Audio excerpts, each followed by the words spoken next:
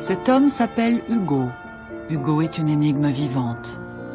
Le rythme, rubato, souplesse, élégance, fluidité, flexibilité qui vole un œuf, vole un bœuf. Regardez-le, il peut passer pour un simple d'esprit.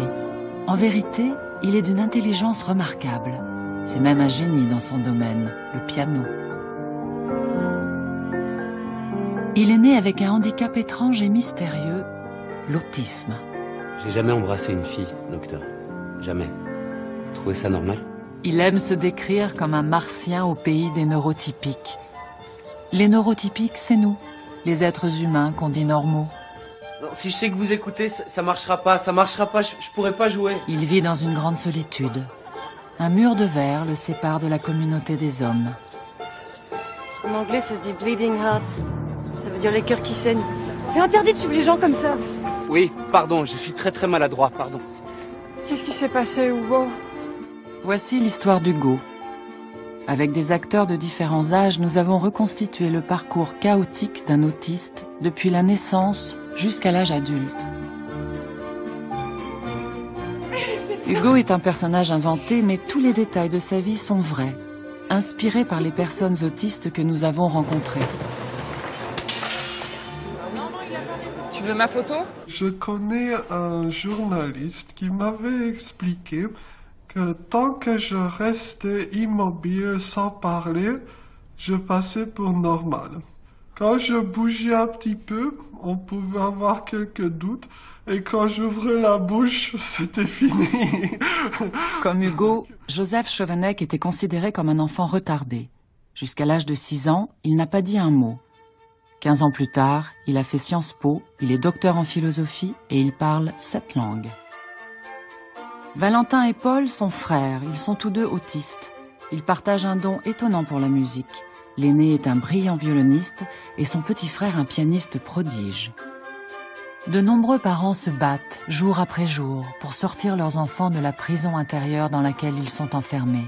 C'est l'histoire de Raphaël, de Cyril, d'Alexis ou encore d'Anaé et Nathan, un frère et une sœur nés tous les deux avec le handicap de l'autisme. Dans la rue, il y a beaucoup de personnes qui nous regardent. Et moi, je suis vachement sensible, en fait. Et donc, du coup, je m'en prends à Nils. Je lui dis, arrête de te comporter bizarrement. Tu vois, tout le monde nous regarde. Moi, j'en ai marre. C'est pas de ma faute. Et donc, voilà. Je suis susceptible de ne pas plaire aux gens. Ils vont se demander pourquoi je suis comme ça, pourquoi j'ai un défaut. Ils vont me trouver bizarre, ils me perçoivent mal, mais ça je ne le vois pas. Moi je me rends même pas compte qu'il y en a des gens qui nous regardent. Moi aussi. Où est-ce qu'ils nous regardent? Dans quel endroit? Ou est-ce que t'as... Partout, même au collège. Ça m'est déjà arrivé à des filles de dire « De toute façon tu veux pas de moi parce que je suis bizarre ». Des deuxièmes jours où de toute façon tu réponds pas à mes messages juste parce que je suis bizarre, qu'est-ce que j'ai de différent, voilà. Dire à quelqu'un qu'on ne connaît pas que je suis autiste, mais ils vont le prendre, c'est l'horreur pour eux. Tous les neurotypiques pensent que l'autisme c'est quelque chose de grave, de sérieux et que ça mérite l'hôpital psychiatrique. Vous pouvez avoir un prix Nobel et ne pas savoir dire bonjour de manière socialement adaptée. Ce sont deux facultés complètement distinctes.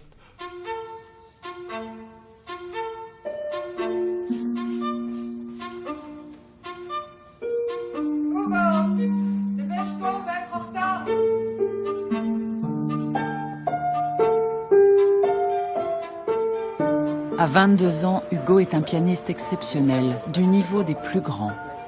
Mais il vit enfermé dans sa chambre.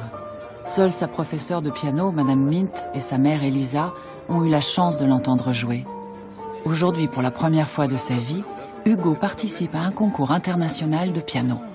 Calme-toi, mon canard. Mon canard, tout va bien se passer. Fais comme moi. Oui, ça va bien se passer.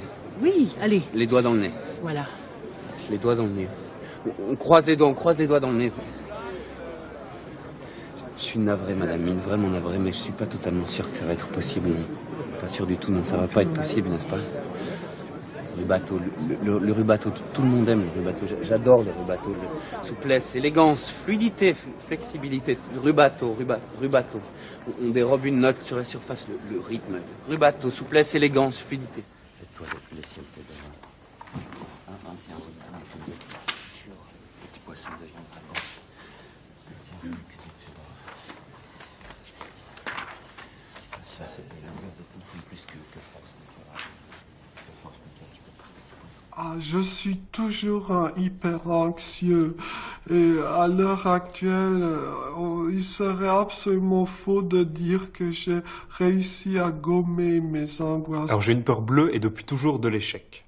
Je ne supporte pas avoir une mauvaise note, je ne supporte pas de rater quoi que ce soit. De rater un train, c'est une forme aussi d'échec, ça m'est déjà arrivé. De rater un concert. Monsieur Hugo Tilly, la sonate au clair de lune de Beethoven.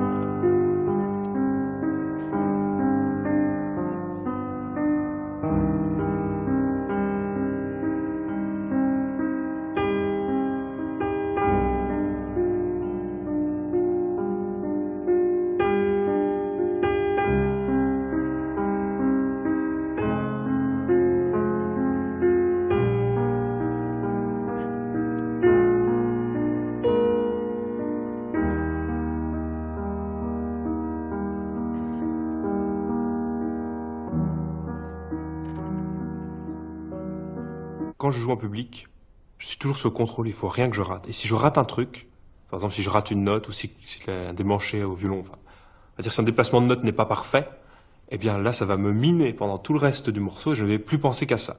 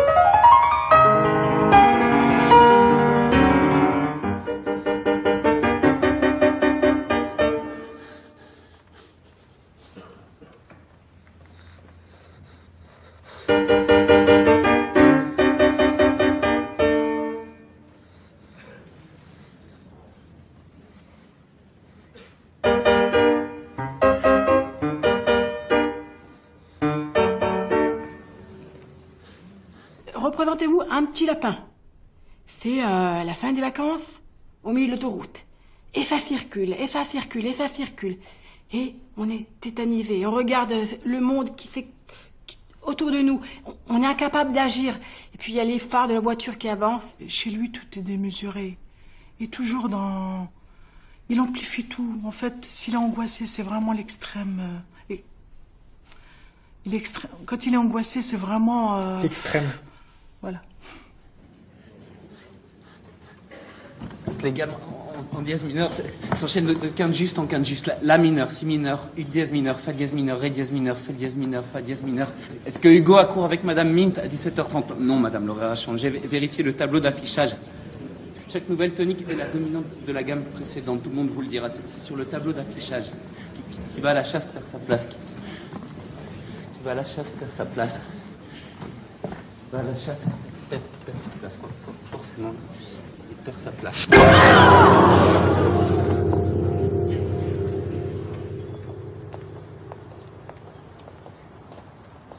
Bonjour Madame Tilly. Bonjour. Il est dans le... Oui, comme d'habitude.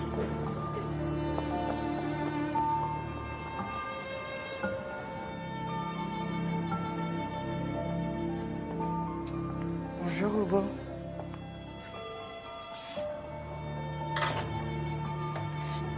J'ai vu le docteur Cage hier.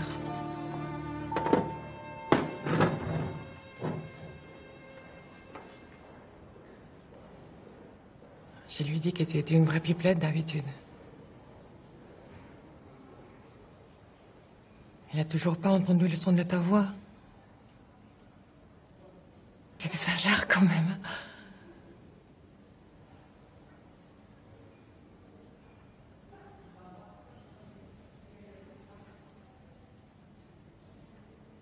Il y a de nombreuses formes d'autisme.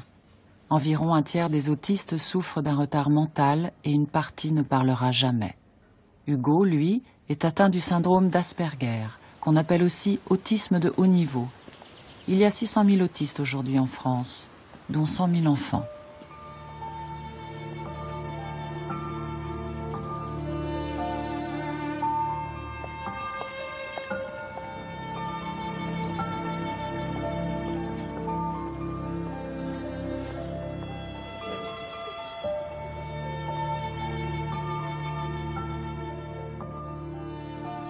Elisa est venue à Paris de son Espagne natale à 18 ans pour apprendre le français. Et puis elle a rencontré Alain et elle n'est jamais repartie. Hugo est le premier enfant d'Elisa. Personne n'écoute les inquiétudes de la jeune maman sur ce bébé étrangement lointain. Hugo semble ne pas voir ses parents. Il hurle pendant des heures, inconsolable. À 3 ans, Hugo ne parle toujours pas. Il ne regarde pas dans les yeux. Mais la pédiatre trouve Elisa trop stressée. Einstein n'a parlé qu'à 4 ans. Vous êtes trop sur lui. Les journées d'Anaé, c'était effectivement une collection de flapping. Donc le flapping, c'est le fait de faire comme les oiseaux, comme ça, avec les mains. Sa vie était rythmée par ce que nous appelions à cette époque-là des TOC, qui étaient au nombre de 27 pour une journée et qui généraient à chaque fois des crises si on ne cédait pas à ce qu'elle voulait.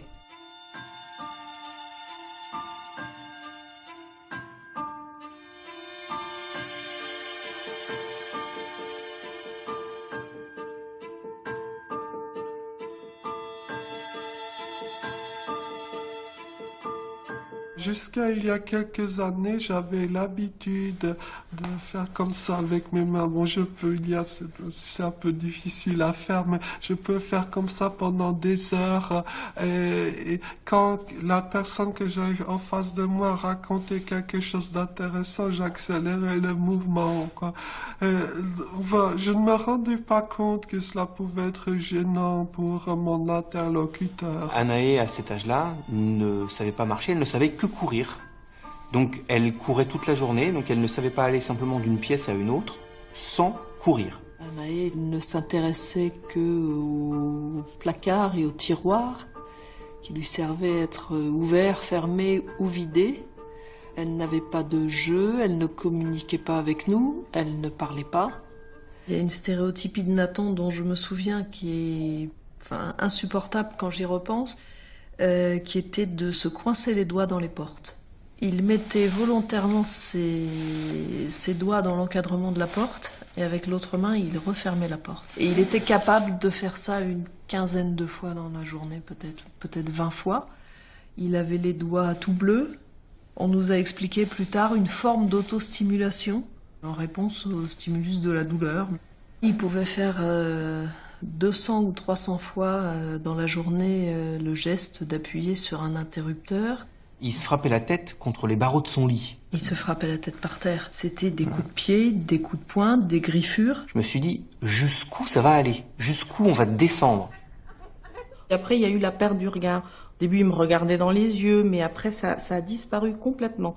C'est-à-dire que, en fait, il y avait un enfant avec des yeux vitreux, et puis qu'on dirait que c'était qu'une enveloppe, qu'il n'y avait personne dedans. À 6 ans, Hugo n'a toujours pas prononcé un mot. Ça suffit ce cirque. Hugo, tu t'assois, sinon tu montes dans ta chambre.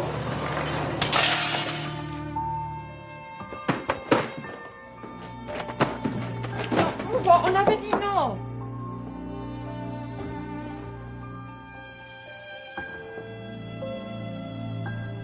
Nathan ne supportait pas qu'on le touche. En fait, c'était pas qu'il voulait pas être avec nous.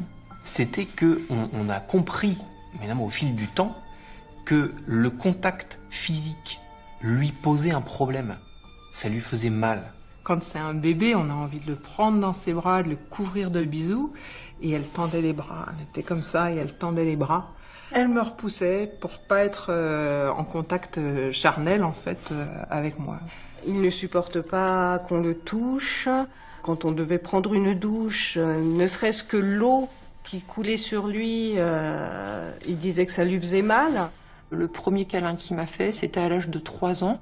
Je rentre dans la chambre et je pensais qu'il dormait et je lui fais un bisou et à ce moment-là, j'ai senti ses bras qui m'ont pris autour du cou et il m'a dit câlin maman et il m'a serré. J'ai l'impression que ça m'a paru une éternité parce que j'attendais ça, je sais même pas si je l'attendais en fait. Depuis 3 ans, j'avais rien eu et je suis sortie de la chambre en pleurs et j'ai dit ça y est, mon fils m'a embrassé, Raphaël m'a fait un câlin pour la première fois. Très souvent, on entend le débile ou qu'est-ce qu'il a celui-là, ou des regards, des retraits comme ça, comme si forcément la personne qui est en face allait être violente ou allait faire je sais pas quoi, alors que franchement c'est un agneau. Mais bon, je comprends, les gens le savent pas. Quelqu'un sur une chaise roulante, ça n'a rien à voir. Rien à voir. Il n'y a pas de jugement, on juge pas les gens qui sont en chaise roulante. Les gens, quand ils connaissent pas Niels, ils ont l'impression que... en fait, c'est un enfant de 2 ans dans un corps de 15 ans. Et ça m'énerve. Ça moi aussi. Si je remarque un jour un gars qui me traite de 2 ans et demi, alors ça, je vais pas tolérer ça, moi.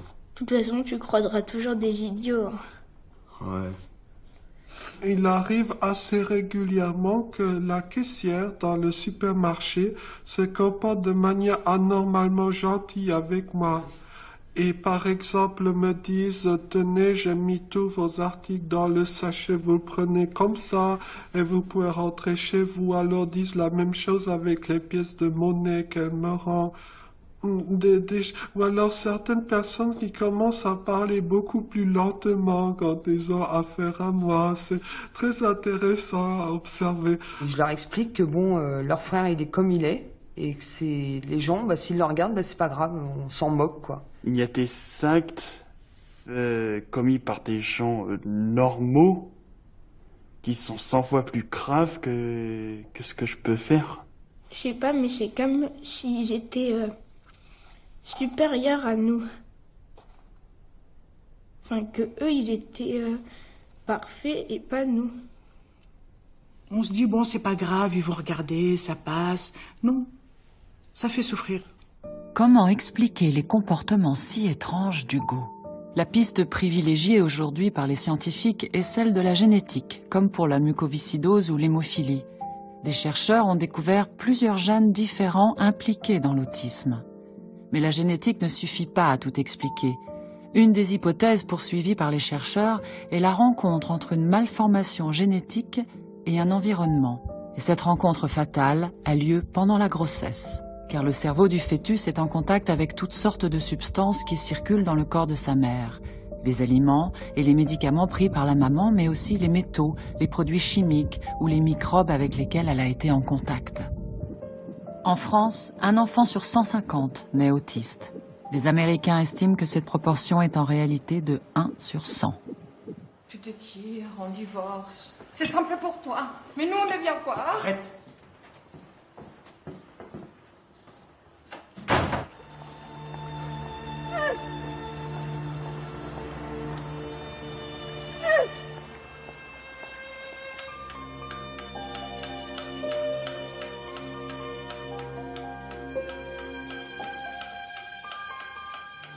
Bon, regarde-moi.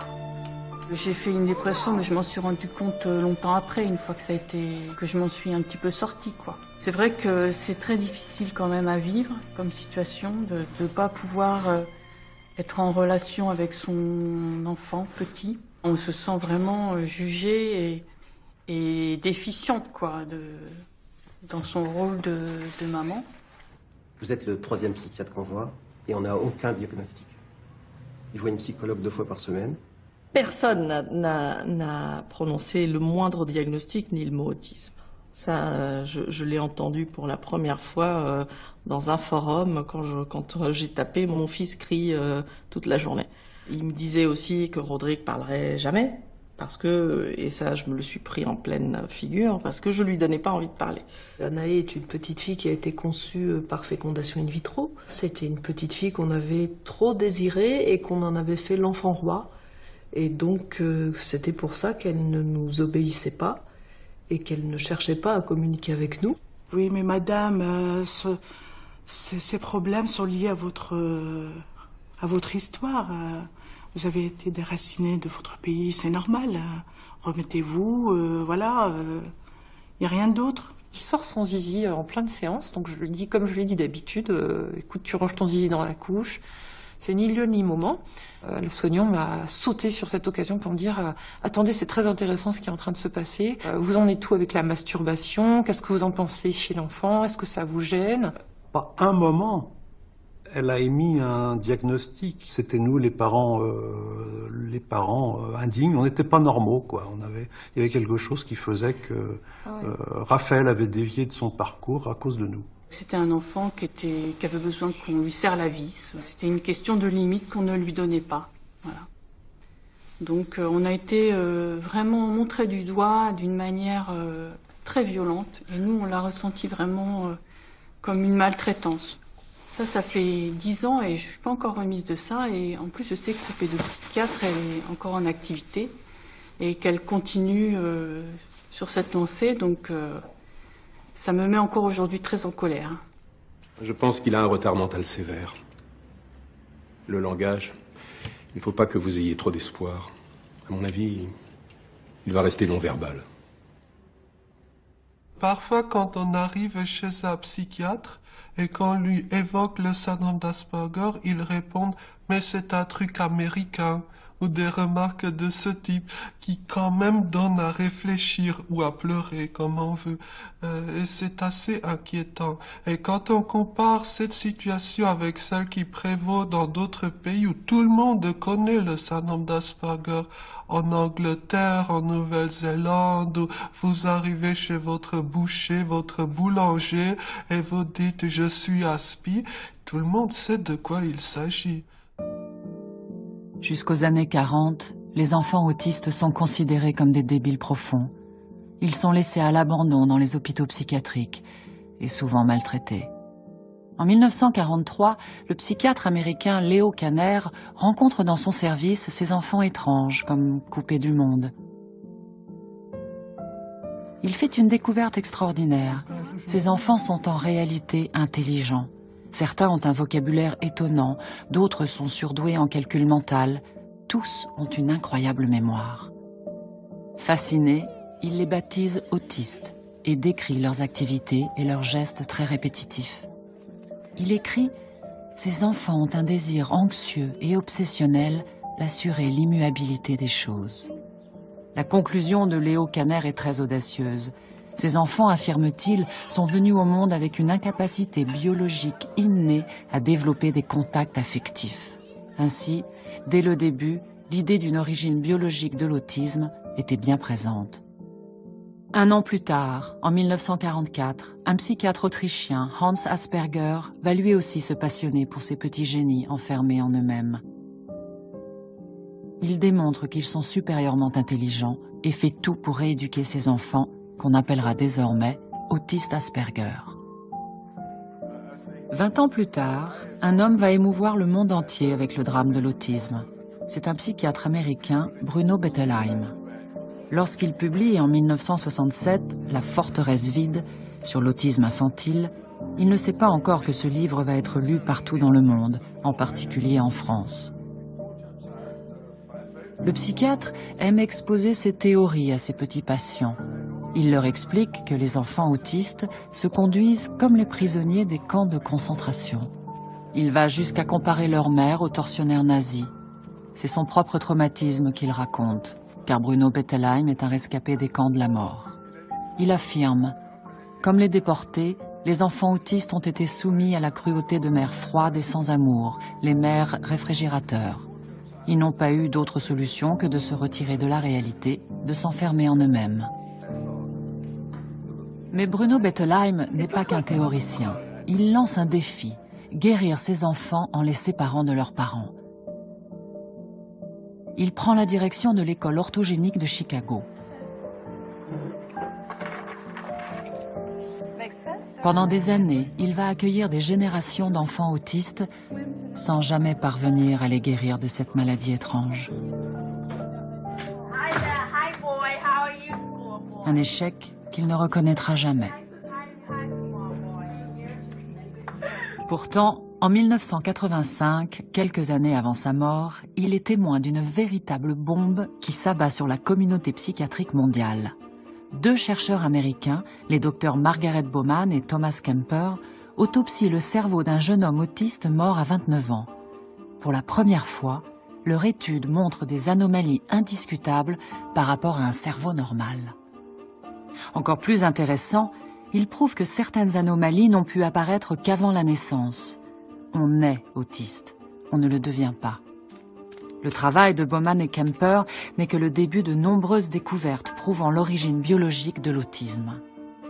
Enfin, une lueur d'espoir pour tant de parents d'enfants autistes maltraités par les psychiatres. Un soir, je me suis dit, faut que cet enfant parle parce qu'il a assez de voix pour crier, donc il va falloir qu'il parle. Allez, Hugo, chocolat. Et je me souviens qu'il voulait un gâteau, donc j'ai pris la chose, donc j'étais sûre qu'il avait absolument envie. Je lui ai dit, si tu veux le gâteau, il va falloir que tu me dises merci. Non. Chocolat. Chocolat. Allez, Hugo, je sais que tu peux y arriver. Chocolat. J'ai pas cédé, il a fini par aller dormir sans son gâteau. Donc j'ai énormément culpabilisé ce soir-là. Et le lendemain, je me suis dit, quitte à tromper, je vais me tromper jusqu'au bout. Je continue et je lui ai dit, si tu le veux, il va falloir que tu me le demandes. Et à ce moment-là, il me l'a pris, il m'a dit, merci. Chocolat. C'est ça, mon amour. Chocolat.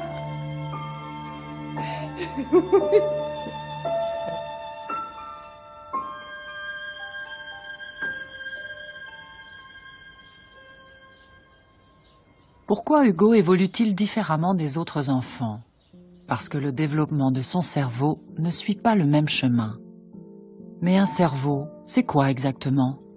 Tout simplement le plus fabuleux circuit électrique du monde, constitué de 100 milliards de neurones et de plusieurs millions de milliards de connexions électriques.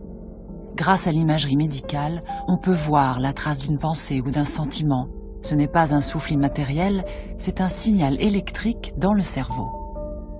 À 3 ans, l'enfant possède 2 fois plus de connexions électriques qu'à l'âge adulte. Avant cet âge, le cerveau est une véritable éponge. Par exemple, il capte tous les mots qu'il entend et apprend à parler. Le cerveau immature a des allures de jungle. Pour continuer à se développer, l'enfant doit y mettre de l'ordre. Entre 3 et 6 ans, il élimine des milliards de neurones et de connexions électriques qui ne lui sont pas indispensables. C'est ce qu'on appelle le tri neuronal. L'enfant se spécialise pour devenir un être social qui communique et s'adapte à la vie en société. Il élimine les connexions neuronales qui ne sont pas stimulées. Par exemple, tous les bébés naissent avec l'oreille absolue et ils la perdent. Hugo, comme les autres enfants autistes, n'a pas effectué correctement le tri neuronal. Il a gardé trop de neurones et trop de connexions. Et c'est ce qui rend ses apprentissages si difficiles. Le jour où je l'ai mis à l'école, là, ça m'a sauté aux yeux, sa différence. Il s'est mis dans un coin de la classe, avec les mains sur les oreilles. Et tous les jours, ça s'est répété. C'est-à-dire que dès qu'il arrivait dans la classe, il se mettait au même endroit que la veille, les oreilles bouchées. Et si on l'approchait, il criait. Il ne supportait pas qu'on s'assoie trop près de lui, qu'on le touche. En fait, on me refusait à tous les jeux. Et je ne jouais jamais avec les autres dans la cour. Je n'ai pas le souvenir une seule fois à l'école primaire d'avoir fait un jeu en collectif, un cours de récréation. Donc j'étais vraiment très très isolé socialement. J'étais considéré comme l'enfant bizarre de la classe. En garde, capitaine Crochet, je te ferai rentrer ces mots dans la gorge. Les enfants perdus, appelez la fée Clochette. Parfait, parfait, parfait. Ouais, ça c'est vrai. De la soif, il me faut de la soif. Tu reprends des phrases que tu as entendues dans les DVD ou des scènes que tu as entendues. C'est dans mon cerveau? Ben oui, sinon ton cerveau. Vous faites un jour l'effort d'entrer en contact avec votre camarade de classe. Donc le matin, au moment où il arrive, vous lui dites « Bonjour monsieur ». Sauf que c'est raté, parce qu'il n'a que 7 ans, par exemple, et les enfants de 7 ans ne se disent pas « Bonjour madame, bonjour monsieur ». J'avais une manière de m'exprimer comme au temps de Louis XIV. Donc en lançant des très chers, mon cher... Donc c'est vrai que ça fait un petit peu tâche quand on a 10 ans, quoi. Le groupe humain se constitue, c'est triste à dire, mais je crois que c'est comme ça, par l'exclusion d'une ou de plusieurs personnes. Et en l'occurrence, c'était moi.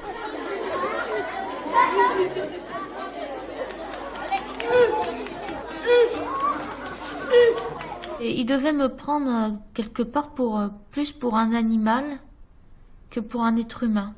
J'essayais de trouver des coins dans la cour, des petits coins derrière les toilettes ou derrière un arbre ou dans un coin de pilier, de me mettre en boule et puis de me tasser là et de ne pas me faire remarquer pour ne plus subir toutes ces méchancetés qui étaient sans fin, sans fin. Malgré le fait qu'il soit très bon élève, il passe malgré tout pour un imbécile, oui, effectivement. Je passe souvent pour un imbécile alors qu'en vrai je suis intelligent. Et je regrette très fort. Quand j'en ai eu assez, j'ai pris une règle graduée de 50 cm et j'ai tapé. J'ai tapé tout le monde avec. On arrête de me taper, moi. J'ai trouvé que la règle graduée, c'était assez élégant, c'était un peu comme une épée. Tu prends ton crayon et tu écris fleurs. Regarde là, au tableau. À l'école primaire, ça s'est très très mal passé. Elle comprenait pas ce garçon qui avait tout bon, toujours très bien en français ou en maths, toujours 10 sur 10 très bien. Il terminait aussitôt, il se levait. Bon, au départ, on pensait qu'il s'ennuyait parce que c'est un petit surdoué, voilà. Mais après, ça dégénérait quand même. Il perturbait les autres, il allait tirer les cheveux. Hein, Najib, quelques filles, parce qu'elles avaient des beaux cheveux, c'était sa manière de communiquer avec les autres. Et ça a posé un vrai problème. Il lui arrivait de corriger la maîtresse, si elle oubliait une faute au tableau, de dire tout, bon voilà, vous avez oublié un S, ça s'écrit pas comme ça, enfin bon. Et à côté de ça, il passait pour un enfant attardé dans son comportement totalement immature pour son âge. Apparemment, j'aurais mis la main aux fesses de maîtresse.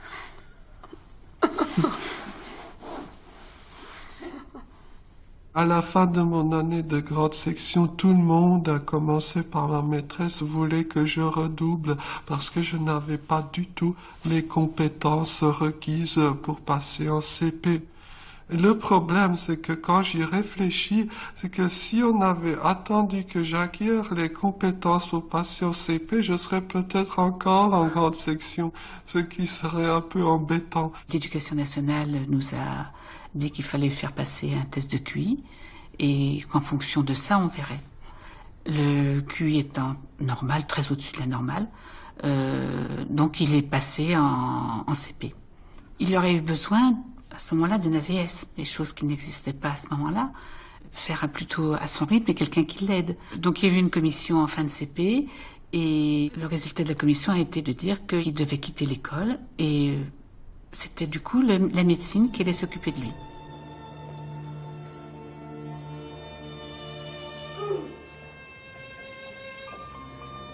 L'orientation a été hôpital de jour.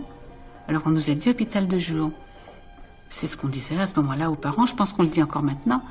Il faut dire hôpital de jour psychiatrique. C'était quelque chose de tout à fait temporaire. Dans 3 mois, il allait là-bas progresser et après revenir à l'école sans souci. Chose qui était complètement fausse parce qu'il n'est jamais retourné à l'école. Jamais.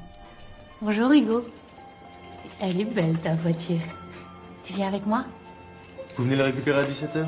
On va aller jouer avec les autres enfants. À ce soir, mi amor.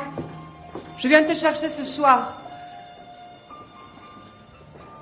Il est resté jusqu'à l'âge de 18 ans en hôpital psychiatrique pour enfants, ensuite hôpital psychiatrique pour adolescents et ensuite EMPRO, externat médico-professionnel.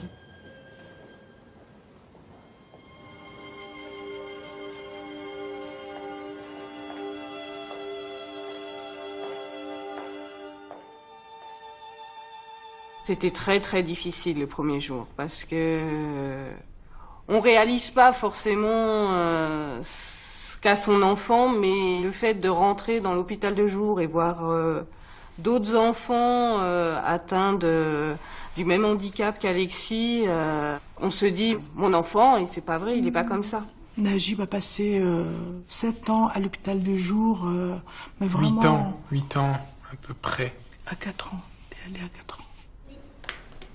Personnellement, je culpabilisais tout le temps de l'emmener là-bas. Je voyais que c'était pas une structure adaptée pour lui. Il était avec des enfants lourdement handicapés. Je ne voyais pas ce qu'il faisait là-bas. Et il revenait avec des nouveaux tics, des cris, des angoisses. Il cassait. En fait, c'était plutôt cool. Un jour, on lui a découpé la main pour ensuite le donner au crocodile.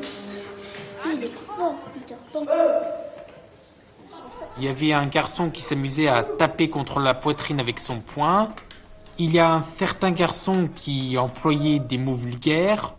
C'est là que mon comportement s'est significativement dégradé. Il y avait des enfants qui étaient épileptiques, qui faisaient des crises d'épilepsie tous les jours. Violents, enfin, il a vu ça. Nous, même si on voit quelqu'un dans la rue qui fait une crise d'épilepsie, on n'est pas bien. Lui, ça a été son quotidien.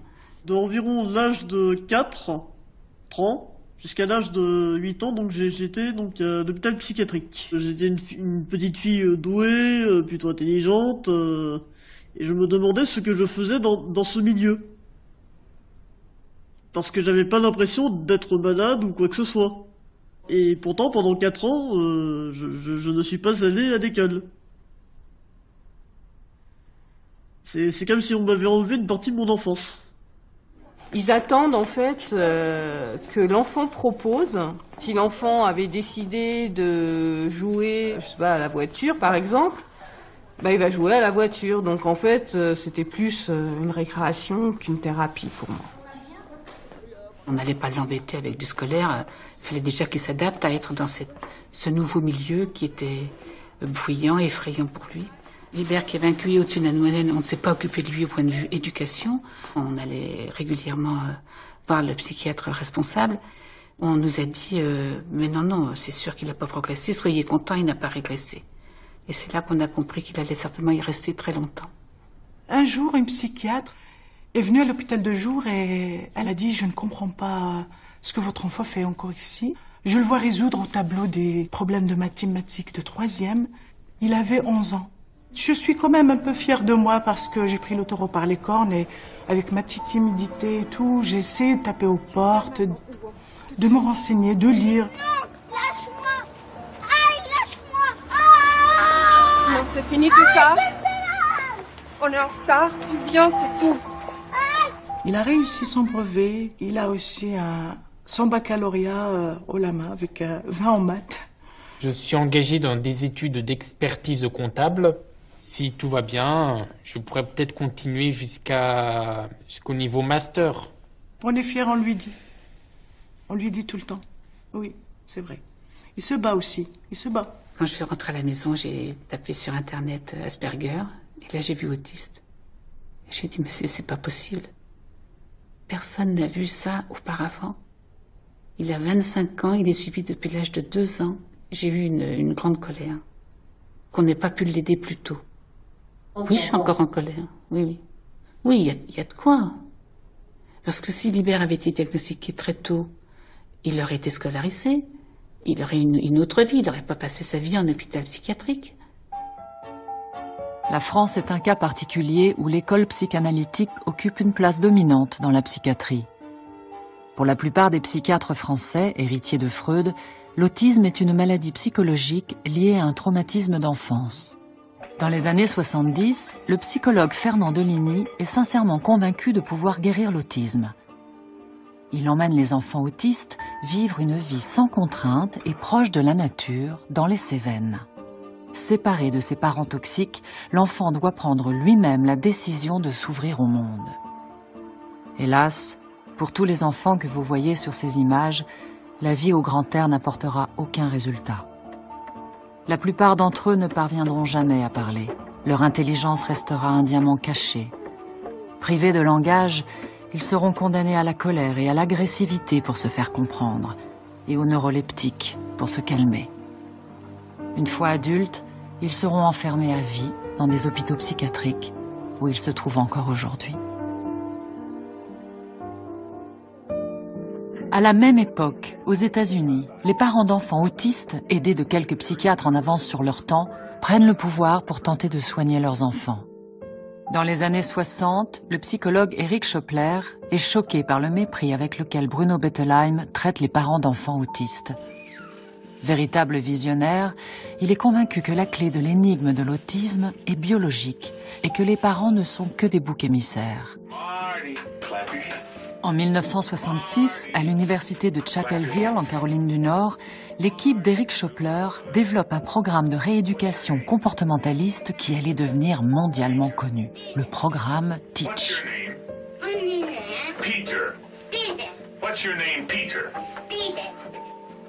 À l'inverse de Bruno Bettelheim qui coupait l'enfant de ses parents, Schopler inclut les parents le plus possible dans le processus éducatif.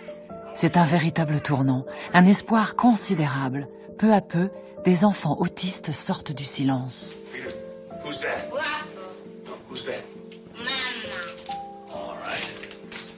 Dans les mêmes années, un psychiatre américain, Ivar Lovaas, innove lui aussi avec la méthode ABA, basée sur le principe de récompense et de punition. Les résultats sont spectaculaires. Good. What's your name? Ricky. La méthode ABA fait le tour du monde. Elle est aujourd'hui massivement utilisée pour la rééducation des autistes dans de nombreux pays. Where do they go? Hey, look at me. Where do they go? Go swimming in the lake. That's right. What do they do underneath the lake? Hey. Skin divers. That's right. Lisa croise la route d'Ivar Lovaas dans les années 80. Elle a 3 ans, elle ne parle pas, elle ne sait pas jouer et se contente d'aligner inlassablement des objets. Elle fait des crises de colère terrifiantes. Ses parents n'ont jamais réussi à l'asseoir sur une chaise. Dans ce document exceptionnel, nous voyons Ivar Lovaas tenter d'entrer en contact avec Lisa.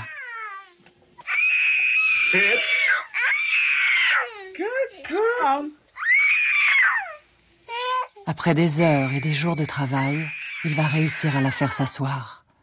Cet accomplissement qui semble dérisoire est en réalité un pas immense. Good sitting. Oh, that's good sitting. Lisa a entrouvert une porte. Ivar Lovaas va s'y engouffrer. Good. Good. That's good, Lisa. Oh, how nice. Oh, good looking. How good looking, Lisa. Bientôt, Lisa prononce ses premiers mots et commence à s'ouvrir au monde.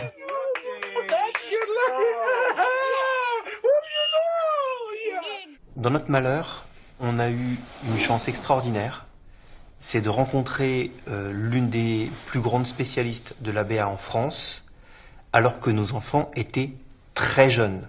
Elle s'est très vite rendue compte que les enfants ne savaient pas imiter. Et elle nous a expliqué que la première chose à faire pour apprendre à apprendre, c'était de savoir imiter. Et ce qui a été absolument fabuleux, c'est qu'en l'espace de 2 semaines, on a vu les premiers résultats. Ensuite, Nice ne parlait pas, et comme il ne parlait pas du tout, et que nous avions entendu parler de cette méthode PECS, donc un moyen alternatif de communiquer avec des images, cette méthode était disponible aux États-Unis, on l'a commandée, et ça a fonctionné de manière formidable. Très rapidement, voilà, il s'est mis à parler. Il y a eu un énorme travail de fait avec Baptiste, par exemple, sur le regard. Baptiste ne pouvait pas soutenir le regard d'une personne. On gérait en fait l'emploi du temps d'Alexis avec des pictogrammes. Donc on s'est mis à photographier un peu tout dans la maison pour différencier les moments de la journée d'Alexis. Il savait ce qu'il avait à faire et je n'avais plus de crise pour aller n'importe où. J'explique l'ABA en disant que c'est la kiné du cerveau. C'est-à-dire que on va entraîner le cerveau comme un muscle en lui faisant, en le stimulant en permanence. Le psychiatre qui le suivait m'avait dit bon, l'école ça sert à rien, il parlera jamais, les compétences scolaires, lire et écrire, franchement non. À la fin du CP, Rodrigue savait, non seulement il parlait, donc il parlait même pas mal, et puis en plus il a appris à lire et à écrire avant la fin de l'année de son CP. À l'issue d'une consultation, on m'avait dit il faut vous attendre à ce qu'il fasse pas grand chose sur le plan moteur, il fera jamais de vélo par exemple. Et ça m'avait profondément marqué. Je me disais il ferait pas de vélo, non, je vais pas m'arrêter à cela. Et Nice a fait du vélo à 3 ans, ce qui est largement une performance si je compare aux autres. Il écrit. Il faut pas oublier qu'il savait pas prendre le moindre objet. Hein. Il est en CP, il a toujours une AVS naturellement. Il parle très bien. Il a appris à lire tout seul. Je voudrais faire cardiologue parce que ça sauve la vie des gens et on met des pacemakers. Ça peut être bien parce que maman et ma tata, elles ont des soucis de cœur toutes les deux. Aujourd'hui, véritablement, on ne peut plus la distinguer d'une petite fille ordinaire. Il y a trop de bruit, les enfants, il y a trop de bruit. Qu'est-ce qui se passe, Hugo? Je sais pas, j'y arrive pas, ça marche pas. Mais bien sûr que si, tu vas y arriver. Regarde-moi. Tu l'as fait hier. Pourquoi ça serait différent aujourd'hui? Hein?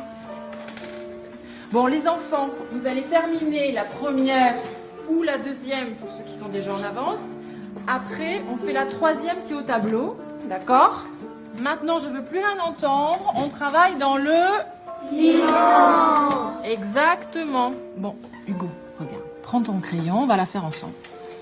Alors, très bien, tu l'as bien écrite. 85 que divise 5.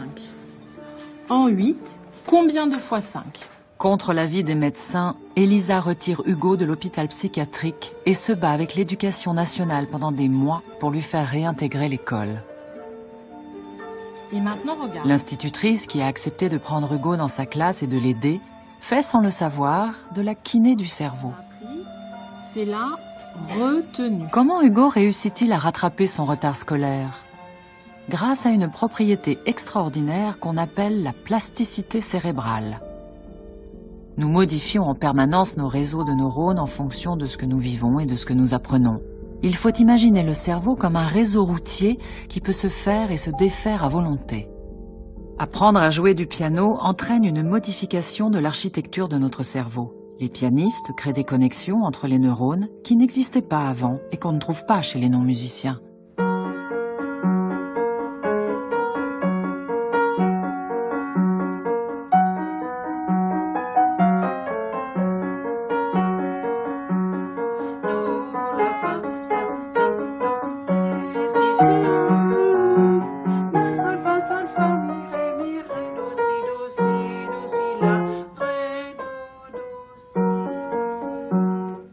Ça a été écrit par Mozart, mon canard. Un jour, la vie d'Hugo bascule. Lorsqu'il rencontre Madame Mint pour la première fois, il n'a jamais touché un piano de sa vie. Et regarde, ça c'est la première note, Do. Do, Do, Do, Do. Allez, à toi. Tu me joues des Do?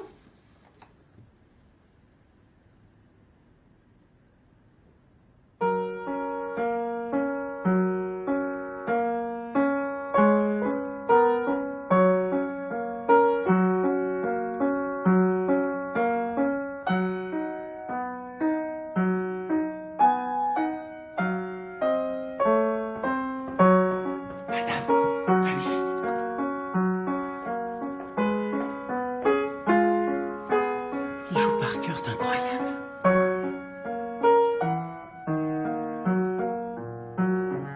J'ai jamais vu ça. C'est un génie.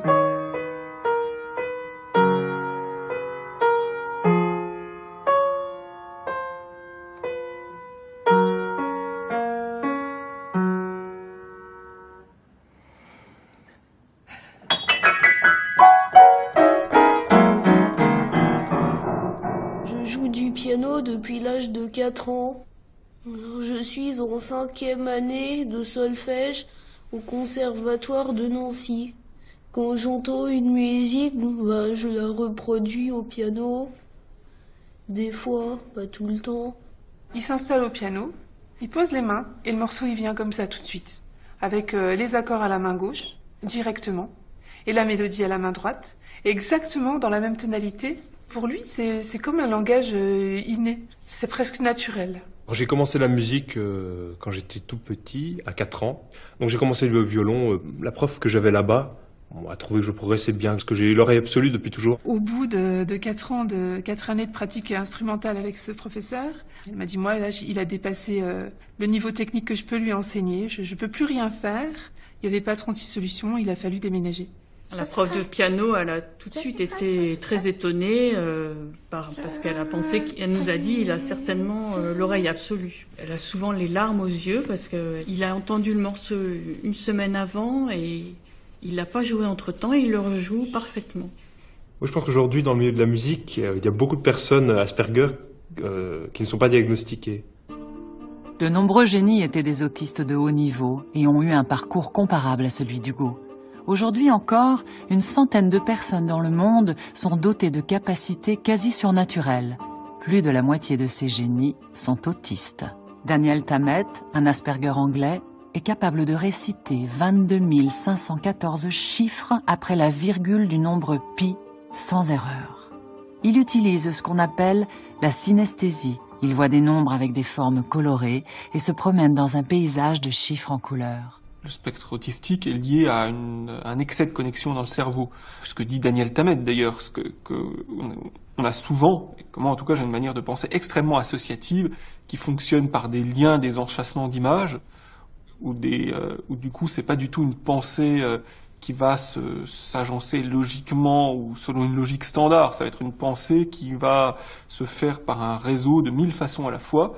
Alors, à chaque fois, c'est quelque chose de logique, mais c'est une logique qui prolifère un peu. Ça va être une pensée où tout se connecte à tout. Très intuitive, vraiment une pensée paysage multiple. Comme j'avais tendance à me couper du monde extérieur dans mon monde intérieur, j'avais une énorme place pour mémoriser beaucoup de choses. J'ai su lire très tôt, par exemple. Je lisais même le dictionnaire. J'avais retenu une bonne partie des définitions et je pouvais donner la définition de mots très compliqués. C'était un peu comme si j'étais branchée sur le savoir universel. Il y a même une assistante sociale qui l'a reproché à ma mère une fois.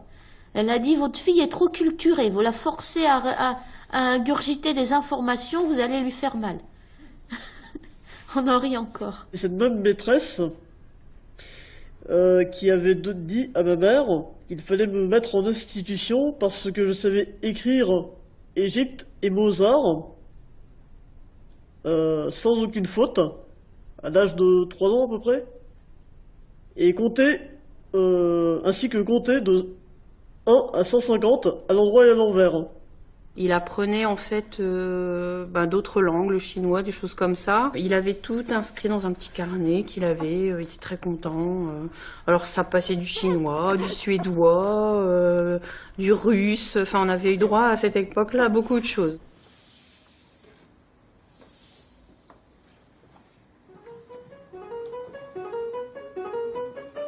En grandissant, Hugo s'est créé un ami imaginaire, le pianiste canadien Glenn Gould. Très excentrique, Glenn Gould était un virtuose du piano. On soupçonne fortement qu'il était un autiste Asperger. Il est mort en 1982.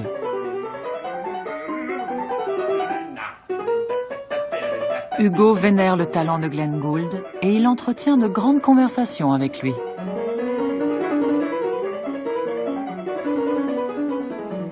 Tout le monde est ensemble et moi je suis seule. Je n'ai rien à faire, j'ai personne avec qui être. Mes parents me disent « Oui, pourquoi tu n'essaies pas d'aller t'intégrer avec les autres jeunes de ton âge ?» Mais maman, c'est vraiment dur d'aller m'intégrer aux autres. Ils sont déjà super ensemble et ils vont me juger. Si je m'approche d'eux, telle est la nature humaine, ils vont chercher à me juger. J'ai pas beaucoup d'amis. J'en ai deux. J'en ai deux ou trois. Mais sinon, j'en ai pas. Des fois, j'essaie de me faire des amis, sauf qu'après, ils veulent pas jouer de moi. Ils se trouvent une excuse.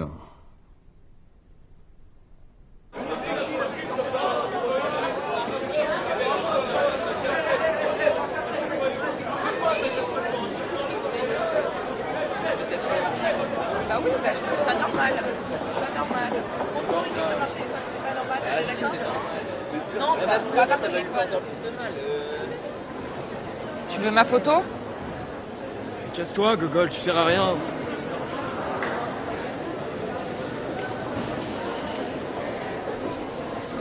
Je comprends pas pourquoi les gens me repoussent dès la première fois. Alors j'ai rien dit, Enfin si, j'ai dit bonjour. Je pense que c'est moi la gêne parce que c'est moi qui suis née avec une tare et pas les autres.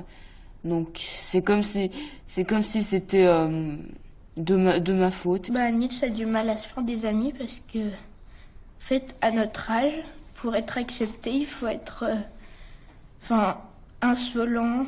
Déjà être habillé en marque. Faut pas avoir de bonnes notes. Faut pas être un tout petit peu différent. Ce serait comme une honte en fait de rester avec quelqu'un, comme ils appellent ça, avec un triso quoi. Donc du coup, il reste dans son coin.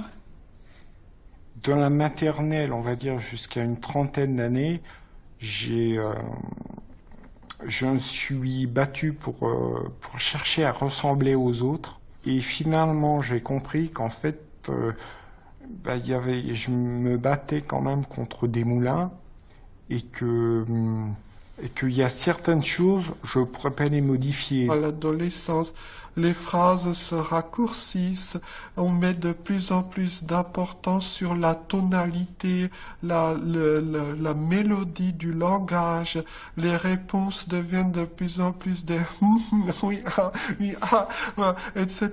Et les autres visuels comprennent ce langage, alors que pour moi c'est un langage particulièrement difficile. Dans un film qui s'appelle La ligne rouge, l'acteur principal c'est Sean Penn et à un moment un autre acteur lui pose la question « Est-ce qu'il vous arrive de vous sentir seul des fois ?»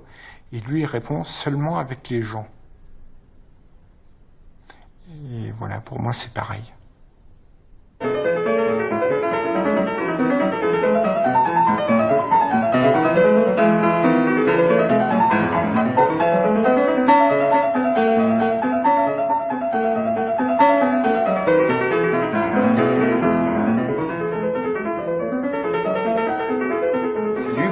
Il paraît que tu joues super bien du piano.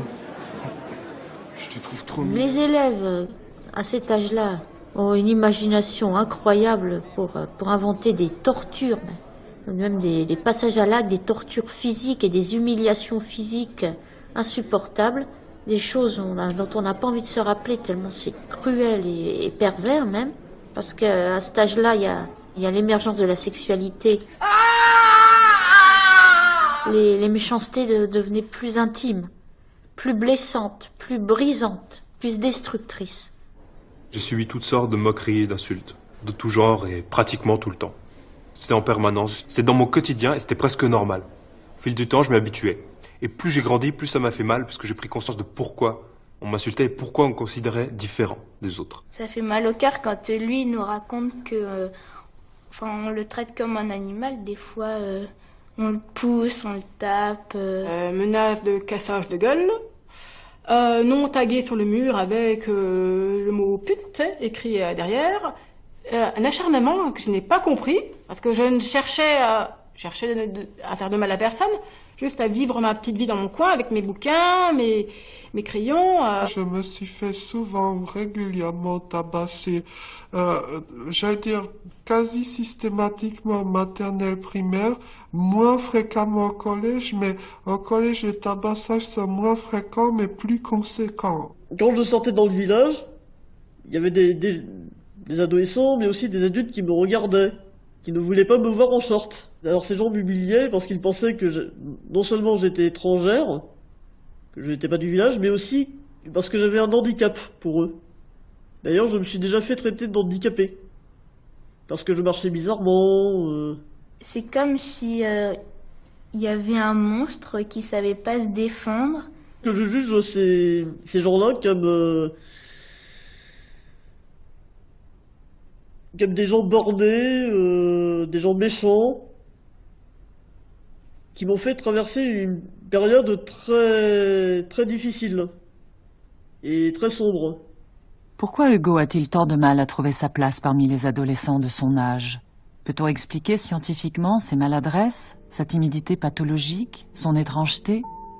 Au début des années 90, des scientifiques italiens font une découverte stupéfiante. Voir quelqu'un rire ou pleurer active les mêmes endroits du cerveau que lorsque nous rions ou pleurons nous-mêmes. C'est l'effet incroyable de ce qu'on appelle les neurones miroirs. Et le plus fascinant, c'est que ça ne passe pas par la pensée. C'est un mécanisme automatique, comme si les cerveaux des deux personnes étaient branchés en direct. Chez Hugo, comme chez tous les autistes, les neurones miroirs sont beaucoup moins actifs. Hugo a de la peine à lire les expressions des visages et l'émotion qui s'y reflète. C'est toute une partie de la communication avec l'autre qui lui échappe. Maintenant, j'essaie de faire plus d'efforts pour lire les expressions du visage d'une autre personne. Bon, même si je ne suis pas toutes les expressions, bien sûr, parce que je pense qu'il y en a des milliers. Enfin, je ne saurais pas dire le nombre. Puis nous, les Asperger, on ne sait pas si les gens sont gentils ou pas. Moi, je fais confiance aux gens. Je vais pas voir si la personne est sincère quand elle me parle. C'est ce qui rend l'apprentissage des codes sociaux si difficile pour lui. Hugo n'est pas lié avec les autres êtres humains de façon instinctive, comme nous. On peut parler d'une véritable cécité sociale. Il y a par exemple une règle sociale qui définit de manière assez précise à quelle distance vous vous mettez de votre interlocuteur. Et comment est-ce que vous voulez calculer au centimètre près cette distance-là? C'est très compliqué, c'est un vrai casse-tête pour les personnes avec autisme. Dans un repas, quand les gens parlent et que j'ai rien à dire, si je m'embête, je pars. Je calcule pas, je m'en vais. Comme ça, je pense que c'est gagnant pour tout le monde. Sauf que ça l'est pas parce que les gens, après je remarque que les gens me regardent de travers, disent mais ça se fait pas de faire ça. Bon, parfois c'est vrai que je dis assez souvent, je dis j'espère que je m'éloigne pas trop dans la conversation, j'espère que je ne vous fatigue pas, excusez-moi, je dis souvent merci aussi. Plus que la moyenne. Je pense que en étant super poli, bon, je vais être plus accepté. Bon, peut-être que parfois ça peut embêter la personne aussi. Hein. En fait, je dis oui à tout, en fait. Enfin, pour aider. Et je vois pas que c'est moi qui ai besoin d'aide. Arrête, Hugo. Quoi? Ça. Et puis les balancements. Et parler tout seul. Tu le fais dans ta chambre si tu veux pour te détendre. Mais au collège, tu contrôles. Tu le fais plus. Plus du tout. J'avais demandé justement à ce qu'il y ait, si c'était possible, une rencontre au lycée pour que les élèves de la classe, ceux qui étaient volontaires, lui disent ce qu'il fait dans son comportement qu'on ne vienne pas vers lui. Qu'est-ce qu'il doit corriger dans son comportement qui paraît bizarre au vu des autres, quoi. Et l'année dernière, une jeune fille lui avait dit faut que tu arrêtes de te tirer les peaux de la lèvre, faut que tu arrêtes de parler tout seul. Ouais. Peut-être que qu'on m'envie, il y a certaines choses que je prends très mal et peut-être qu'à fait que tu recules, je réfléchirai dessus, mais voilà quoi, c'est un truc à tenter quoi. J'ai eu une orthophoniste dès l'âge de 13 ans et qui m'a appris beaucoup de choses comme l'art de la conversation, comment répondre au téléphone et la tactique pour intégrer un groupe d'amis, si on peut dire. L'orthophoniste ne peut pas t'apprendre à avoir confiance en toi. Il ne peut pas t'apprendre t'apprendre à croire que tu es toi-même quelqu'un de bien. Ouais. Ça, c'est toi-même qui dois le découvrir. Bonjour Romain, c'est Hugo. Bonjour Romain, c'est Hugo. Après le fiasco du concert et son séjour à l'hôpital psychiatrique, Hugo vit cloîtré dans sa chambre en compagnie de son ami Glenn Gould. Il n'ouvre plus son piano.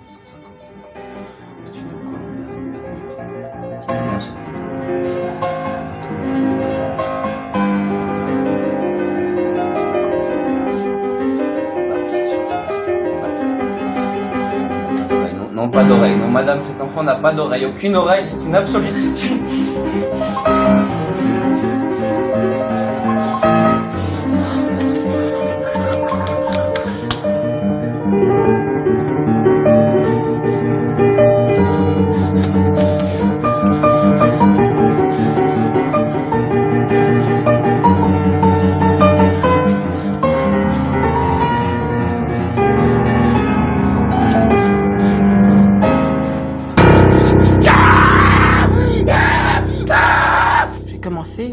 À 23 ans, une véritable dépression, enfin, une descente aux enfers. Quand j'étais au premier étage de mon collège, il m'arrivait de me pencher un peu au-dessus de la rambarde et de me dire est-ce que je pourrais mourir si je sautais de là. Donc, oui. C'est affreux parce que je le savais pas tout ça. Je voyais les gens pouvoir sortir ensemble, aller dans les bars, aller dans les restaurants, mais je n'ai jamais compris comment ils faisaient. C'était loin de mon monde. D'un côté, j'en rêvais. D'un côté, j'avais pas le mode d'emploi pour le faire.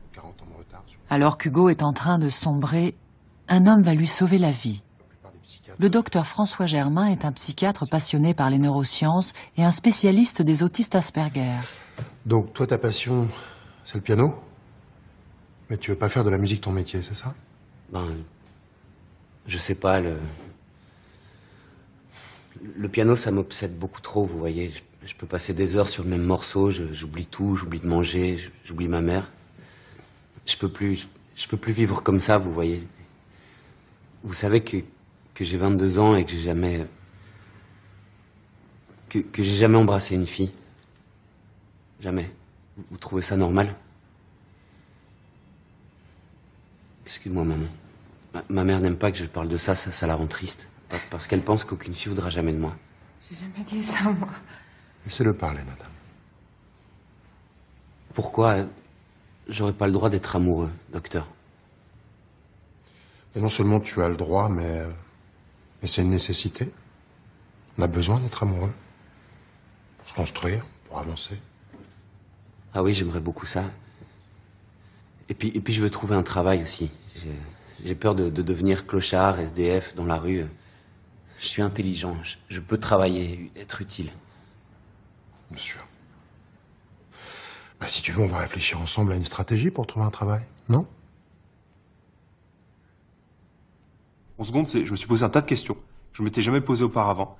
Je me suis dit, voilà, pourquoi pour les autres c'est si facile d'avoir des histoires, alors que pour moi, ça n'est jamais arrivé. J'avais déjà essayé plusieurs fois avant la seconde, mais après ça a continué, ça a échoué au lycée encore plus lamentablement qu'avant. J'ai tout retourné contre moi, de toute façon c'est ma faute, je suis un bon à rien, je n'ai rien à faire dans cette société.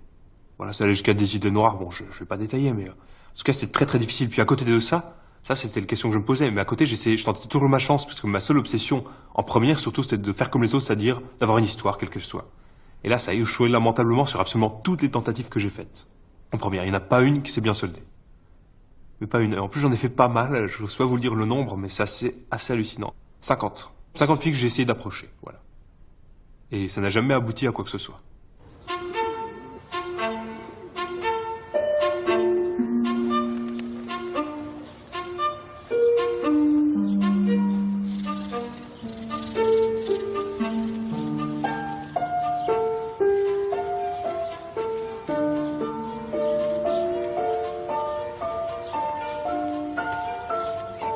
Elle est belle, hein? Son nom, c'est Dicentra Spectabilis. En anglais, ça se dit Bleeding Hearts. Ça veut dire les cœurs qui saignent.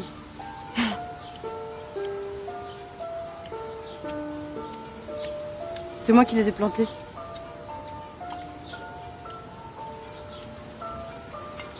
Normalement, elle préfère l'ombre.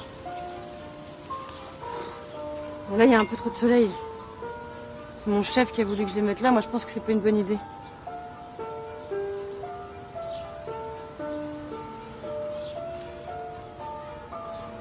Bon, bah...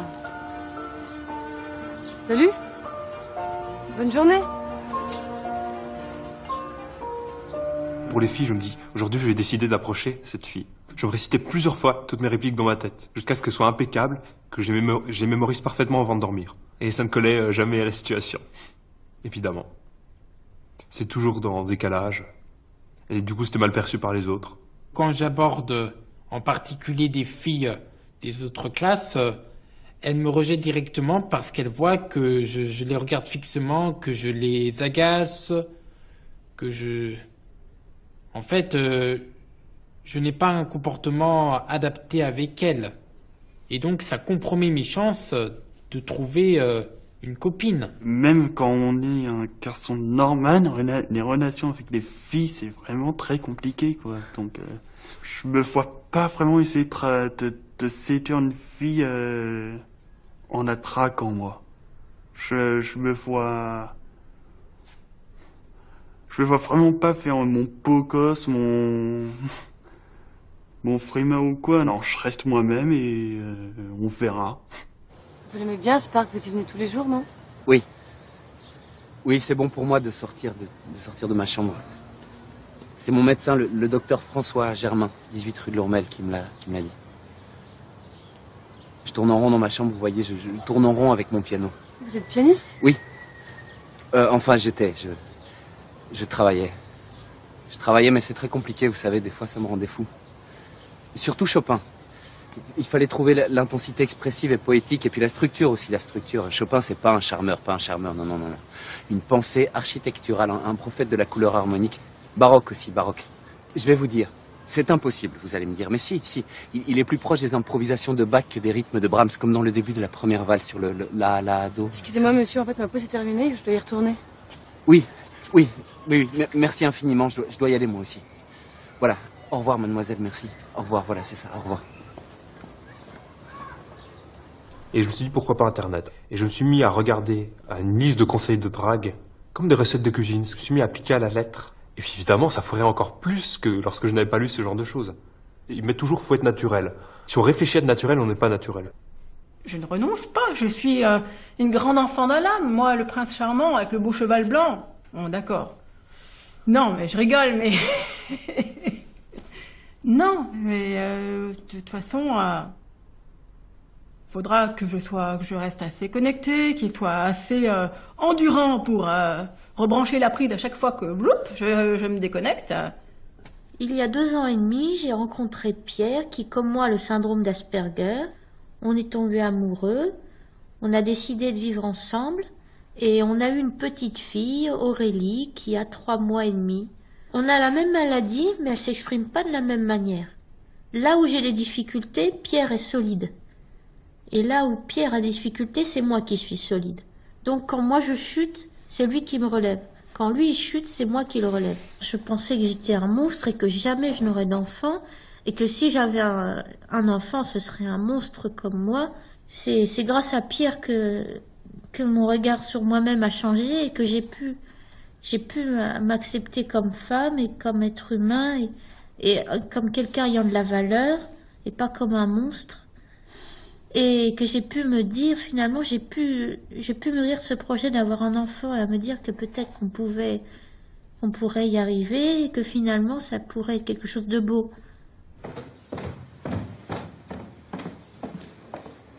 Tu veux pas ouvrir les coins à la chemise? Ça fait vraiment bizarre comme ça. Non, tu sais bien, j'aime pas. T'inquiète pas, maman, tout va bien se passer. Aujourd'hui, pour la première fois de sa vie, Hugo va passer un entretien d'embauche.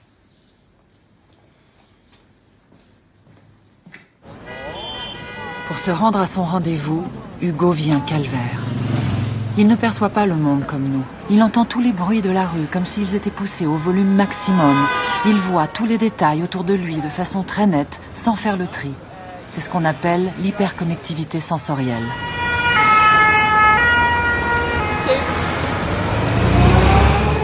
Hugo est totalement stressé et épuisé.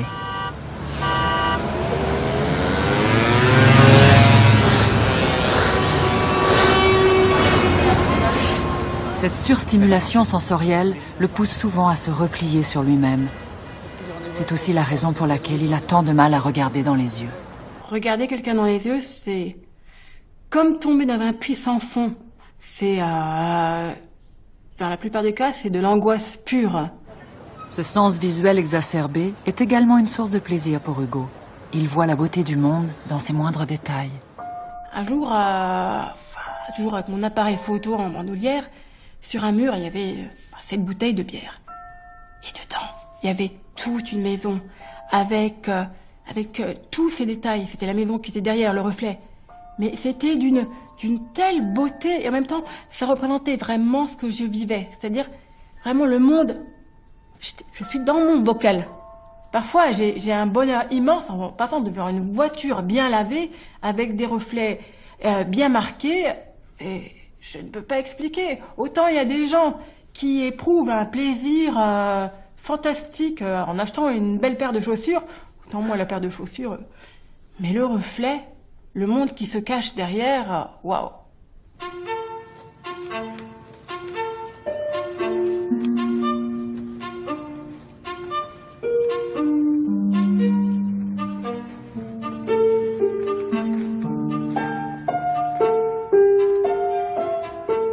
Monsieur ?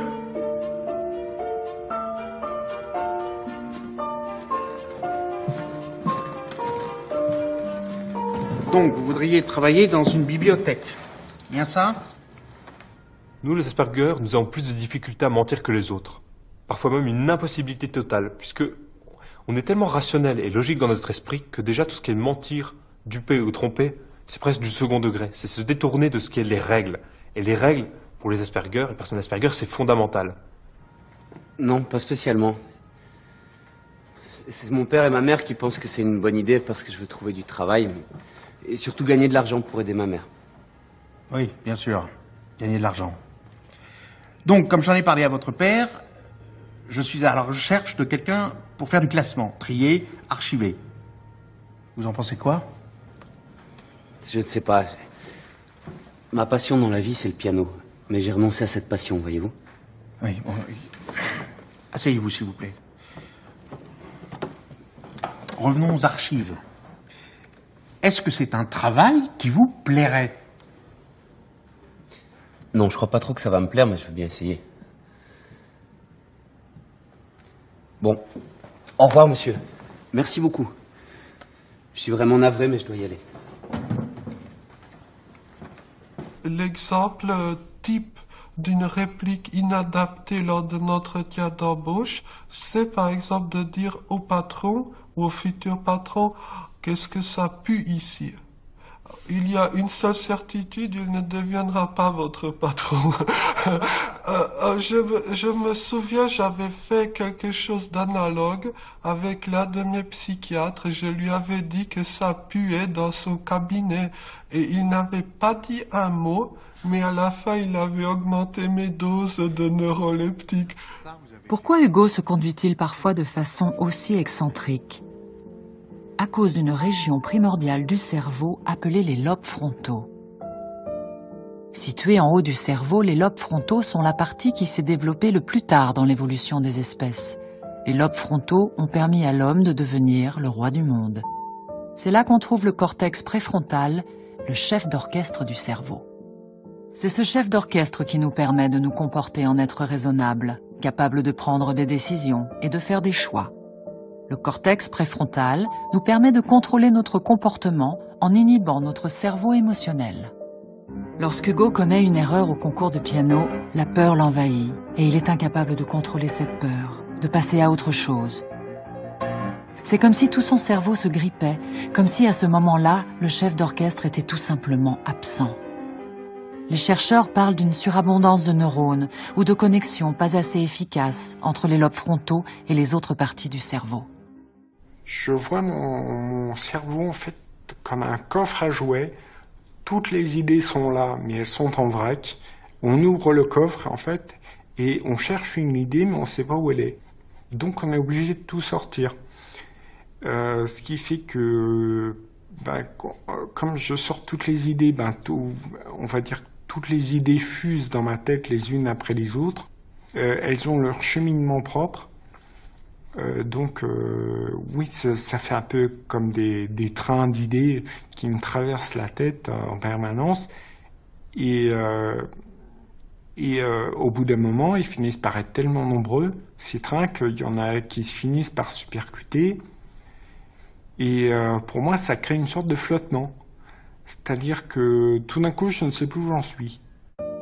Une autre conséquence pour Hugo est qu'il voit les arbres et pas la forêt. Il va raconter un événement dans ses moindres détails au lieu d'aller à l'essentiel, ou se souvenir de tous les détails d'une pièce, mais ne pas l'avoir vue dans son ensemble. J'ai toujours eu du mal à me reconnaître dans un miroir. Personnellement, je me vois comme justement une femme puzzle, quelqu'un de fragmenté. Ma vision est fragmentée, je suis fragmentée. Mon appartement, par exemple, juste un exemple, quand je veux le ranger, mon appartement, il faut d'abord que je prenne des photos des endroits. Parce que je vois pas l'ensemble.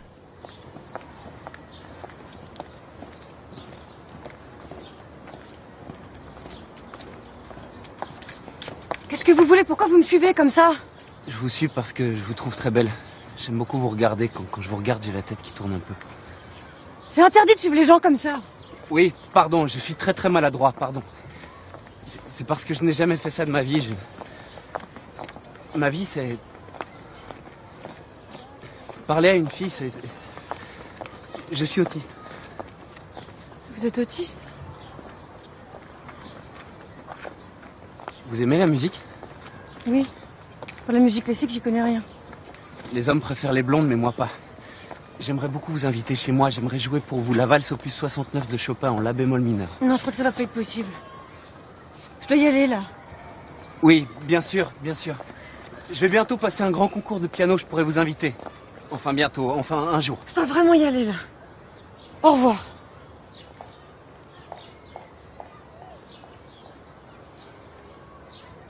Il y a des personnes qui acceptent « Ah, t'es autiste !» et puis qui commencent à parler comme si on était débiles. Comme si on était vraiment... Oh là là là là. Là, c'est peut-être l'attitude que je supporte le moins. C'était une toute petite entreprise avec simplement le père et le fils. Et je voyais qu'il était intéressé par la candidature de Joachim jusqu'au moment où j'ai dit il a un léger handicap. Et à ce moment-là, il y a eu une espèce d'effarement dans le regard. Et puis ça a été terminé. Ça me désespère un peu de voir tes gens aussi coincés en fait. Et moi, je sais pas handicapé. Alors, non, je pense qu'il n'a pas encore compris le mot autiste. Par contre, on lui a déjà dit qu'il était handicapé. Un petit peu. C'est les petits qui m'ont dit ça. Ouais. Et donc, j'étais pas très contente parce que moi, j'en avais pas encore parlé. Donc, j'aurais mieux aimé que ce soit moi qui lui en parle en premier. Mais... Et je lui ai dit, Najib, tu sais quoi? Tu as le syndrome d'Asperger. Voilà, tu as un genre d'autisme de haut niveau. Je me souviens très bien, il a pleuré. Et...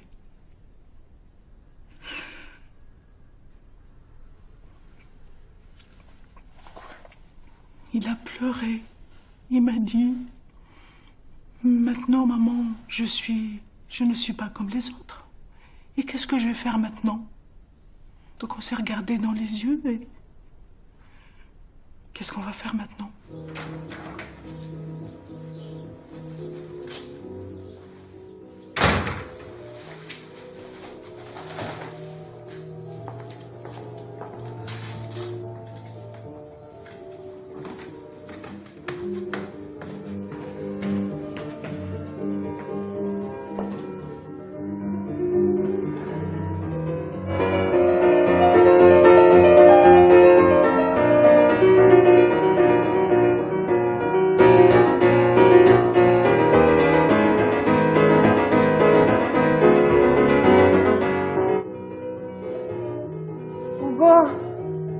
Je peux entrer?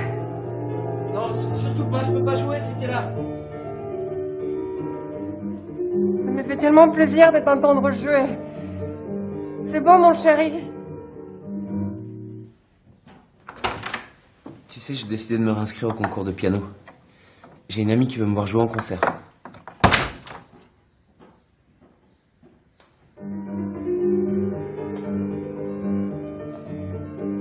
Une amie? Tu te sens bien, Hugo? L'association a permis à Valentin d'avoir une vie sociale qu'il n'avait pas avant. C'est-à-dire que maintenant, Valentin est capable de décrocher son téléphone, d'appeler des amis, on peut dire des amis maintenant, vraiment. Ça fait pas longtemps qu'on peut dire ça. Et d'organiser des choses avec eux. Même si je reste pas un grand fan du téléphone et de l'organisation, je suis particulièrement mauvais. Mais pour les rencontrer, tu es capable de le faire. Ça veut dire qu'il y a un certain plaisir. Est-ce que moi qui décide de lieu, c'est jamais moi. Ça fait rien. On a tous du mal à décider, on se retrouve là en ville, qu'est-ce qu'on fait? Ça fait rien, on était ça trois fait et on rien. s'est dit qu'est-ce qu'on fait? Si vous avez du plaisir à vous retrouver, vous êtes capable, toi comme les autres. Les autres, ils ont le syndrome d'Asperger aussi. Ça veut dire qu'eux sont capables aussi maintenant de décrocher leur téléphone. Vous en êtes tous capables. Et de vous donner des rendez-vous, de vous fixer des choses. Ça fait quelques années que je vais au café Asperger. Là, je me suis fait des amis. Asperger. Il n'avait pas d'amis intimes, tu sais, pas d'amis. Son seul amour, c'était la musique. Et le piano de Glenn Gould, c'était un Steinway CD 318, il est au musée d'Ottawa. Il a arrêté sa carrière à l'âge de 32 ans, le sommet de sa gloire. Je me sens très proche de lui, tu sais, quand je le vois jouer dans les films, ce que je vois, c'est un homme qui fait l'amour à la musique. J'espère que je te choque pas. Non, pas du tout. Tous les autistes aiment se réfugier dans un domaine obsessionnel, ce que les médecins appellent leur intérêt spécifique. Parler de la musique est une source de plaisir intense pour Hugo. La musique classique est un monde où tout est en ordre, où tout est prévisible. Un monde qu'Hugo connaît sur le bout des doigts. Le contraire du monde réel qui est synonyme de chaos, de changement permanent et d'imprévu.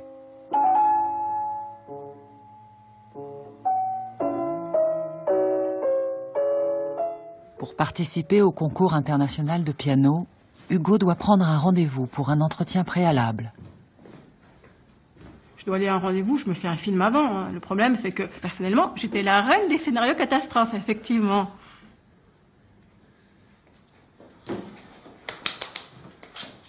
Hugo, c'est ridicule, ouvre la porte!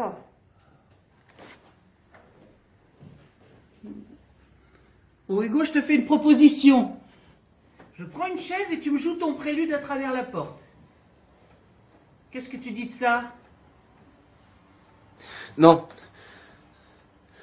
Non, si je sais que vous écoutez, ça marchera pas, je pourrai pas jouer. Je suis sûre que ça va très bien se passer, ton concours. Tu vas y arriver super bien. Je vais te donner le nom d'une tisane qui marche toujours pour moi. J'en prends quand j'ai un concert et je dors comme un bébé. Merci. Je sais pas, je te remercie, je dois absolument y aller. Je suis vraiment navré, mais je dois absolument y aller. Tu veux pas nous jouer un morceau avant de partir, Hugo? Pour me faire plaisir, tu m'avais promis la dernière fois. Ça va? Je lui ai demandé de jouer quelque chose, il n'a pas voulu. Il faut excuser Hugo, il n'arrive plus à jouer en public. Même sa prof de piano, elle n'a plus le droit de l'entendre jouer.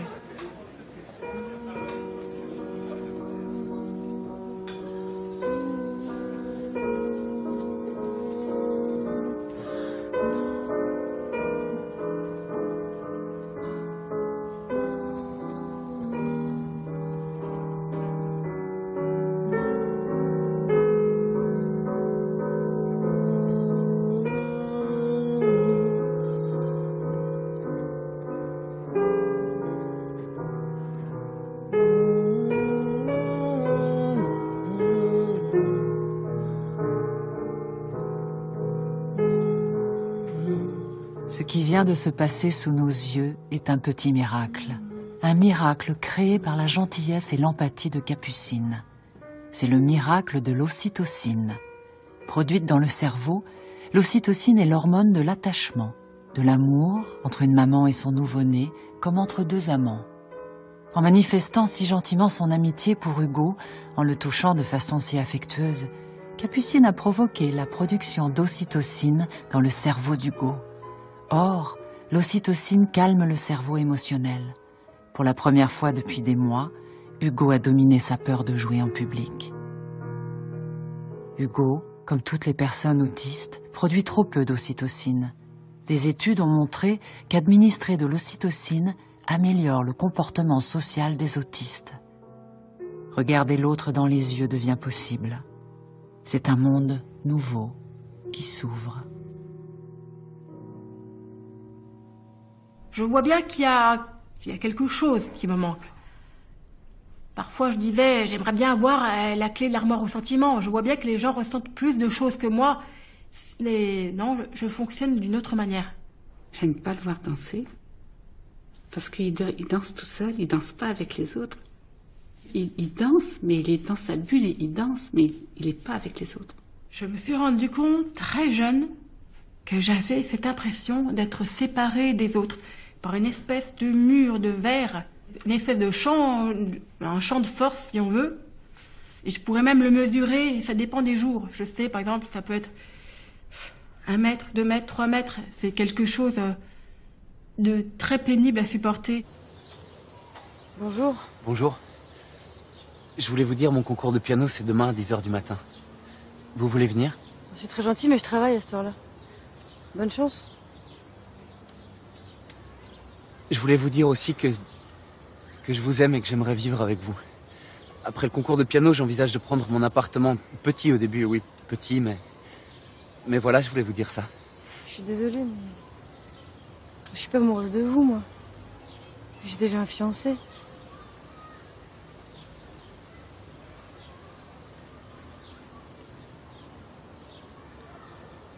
C'est parce que je suis bizarre? Non, pas du tout, non. Mais enfin voilà, c'est ce que je vous ai dit, je suis pas libre. Au revoir. Puis merde pour votre concours, je suis sûre que vous allez réussir. Au revoir. Navré de vous avoir importuné. Navré.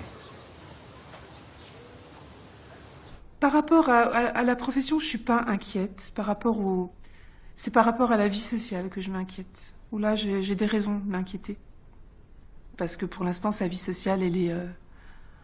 il y en a pas. Il est jamais invité aux anniversaires. J'espère qu'il passera pas sa vie tout seul, quoi, voilà. Parce que je connais plein d'Asperger avec à l'âge adulte qui ont quand même pas de vie de famille et pas de femme, pas d'enfants, voilà, qui sont quand même isolés et qui souffrent de ça. Donc c'est surtout ça que j'espère pour les enfants et pour Paul. C'est vrai que l'avenir, ça me fait souvent peur. Que souvent j'appréhende, c'est trop d'angoisse l'avenir. On n'arrive pas à imaginer comment va être son avenir. Le travail, la petite copine, la vie tout simplement, l'autonomie, la vie avec les autres. Ça nous fait peur. C'est vrai. Ça va être les Ça, dernières... on se le dit tous les jours. Et ça va être les dernières années que je vis avec mes parents. Parce qu'il faut bien que je sois autonome et indépendant. Oui, mademoiselle, le nom est Tilly, Hugo Tilly. Mais non, je vous assure, il sortirait jamais seul le soir. Il est minuit. 22 ans. Oui, mais mon fils, il est un peu spécial. Il n'a pas de petite copine, mademoiselle.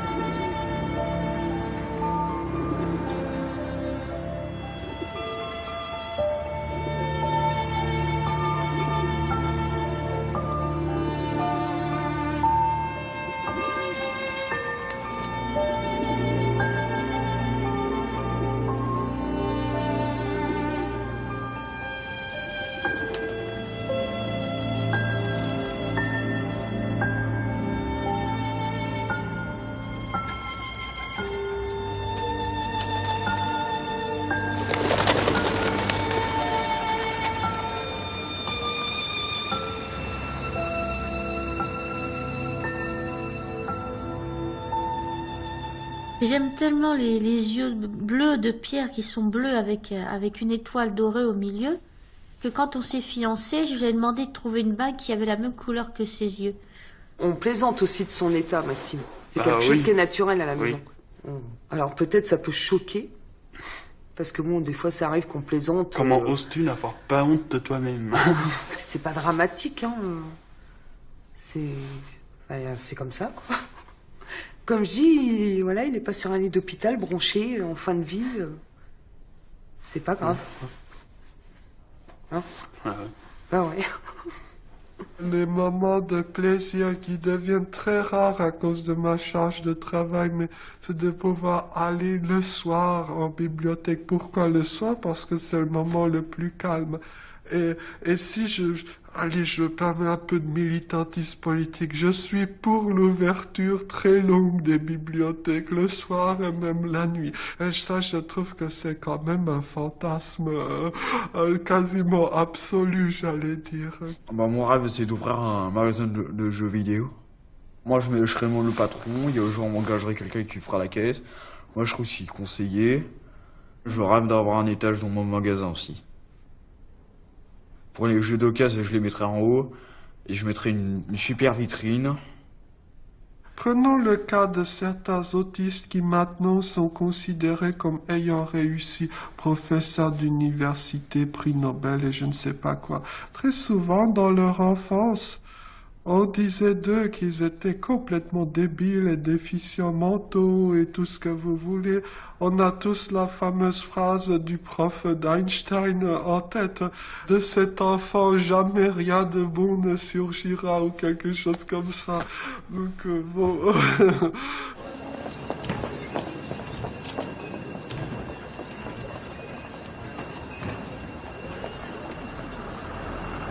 Là.